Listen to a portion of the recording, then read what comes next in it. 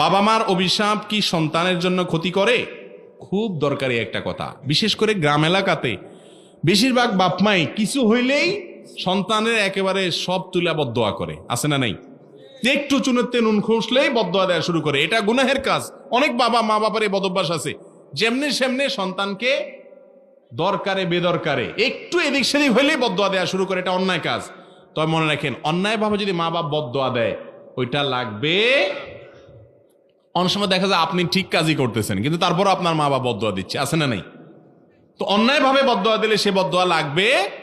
আর কোরআনে কারিমের এক আয়াত থেকে বোঝা যায়, খুব বেশি মাথা গরম হইয়া বদদোয়া দিয়ে ফেললে সেটাও আল্লাহ তাআলা কবুল করবেন না। কারণ আল্লাহ জানেন বান্দা এখন মাথা গরম হইয়া কি দিছে। যদি ঠান্ডা মাথায় বদদোয়া দেয় এবং আপনি আসলেই অন্যায় করে থাকেন, তাহলে সেটা বড় ডেঞ্জারাস। মা বাপের বদদোয়া বড়, তখন সাথে সাথে মাপ চায় ওইটাকে কি করতে হবে? সাধারণ স্বাভাবিক করতে